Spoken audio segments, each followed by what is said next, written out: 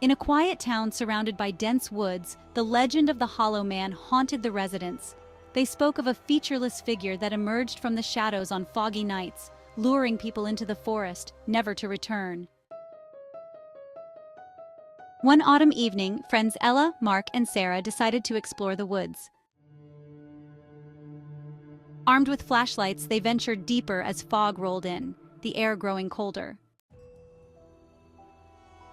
They stumbled upon a clearing littered with old, weathered toys, dolls, tricycles, and teddy bears. A chill ran down Ella's spine, but Mark laughed it off, insisting it was just a playground. Suddenly, Sarah stopped, whispering, "Did you hear that?" They listened, and a low, echoing laughter pierced the silence. Panic surged as Sarah urged them to leave, but Mark dismissed her fears. They continued deeper into the woods, the fog thickening around them. The path home vanished, replaced by twisted branches. "Where are we?" Ella cried. They heard the laughter again, now a sinister melody that taunted them. "Run!" Sarah screamed, and they bolted, but the shadows shifted, closing in. They stumbled into another clearing, where the Hollow Man stood tall and featureless. Panic erupted as it took a step forward, laughter echoing in their ears. One by one, they felt themselves being pulled away, their screams swallowed by the night. The town awoke to silence, the woods standing still, waiting patiently for the next curious souls to enter its domain. In the small, forgotten town of Hollow Creek, the townspeople spoke in whispers about the old Whitlock house. For years, it had stood abandoned, its windows darkened, and its walls sagging as if burdened by the secrets they held. No one dared enter, except for a group of daring teenagers one cold October night. As they stepped inside, the air was frigid, their breath visible in the gloom. The wooden floor groaned beneath their feet, and the faint sound of weeping echoed from deep within the house. They followed the sound, led by a flickering lantern's dim glow. In the attic, they found a tattered journal on a dusty table, its pages yellowed with age. The journal told the tale of the Whitlock family, who had mysteriously vanished a century ago. According to legend, they were devoured by an ancient, unspeakable force. The last page was a warning: never speak its name. Suddenly, the weeping grew louder, surrounding them. A shadow detached itself from the corner, growing, twisting, becoming a shape, neither human nor beast. One of the teens, trembling, whispered a single word from the journal, the creature's name. In that instant, the lantern went out. The house trembled. Screams filled the air as the walls closed in, the teens disappearing one by one into the darkness. By morning, the house stood silent once more, waiting for its next visitors. None of them were ever found. Lila and Rose were inseparable, the kind of twins who finished each other's sentences and shared secret smiles. But after their 13th birthday, Rose grew quiet.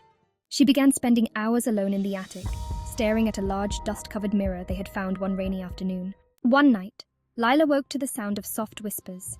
She followed the eerie noise to the attic and found Rose standing in front of the mirror, her face inches from the glass, eyes wide and unblinking. "Rose?" Lila whispered. Rose didn't answer. Instead, her reflection did. Lila watched in horror as the figure in the mirror smiled, a twisted, malicious grin that didn't match Rose's terrified expression. "She's not your sister anymore," the reflection said, its voice cold and distorted. "She's mine." Lila stumbled back, her heart pounding. Rose's reflection pressed its hand against the glass, and slowly, the real Rose was pulled toward it. Her feet dragged against the wooden floor, mouth open in a silent scream. Panicking, Lila lunged forward, grabbing her sister's arm, but Rose was ice cold, her body limp. The reflection laughed, a hollow, echoing sound, and with one final tug, Rose vanished into the mirror, leaving nothing but darkness behind the glass. Lila's reflection now stared back at her, smiling that same twisted grin. The next morning, Lila sat at the breakfast table, calm and quiet. But her eyes, they weren't hers anymore. The town had always whispered about Old Man Griggs, the butcher, who worked long after the streets went silent. His shop, tucked away in an alley, had been in his family for generations.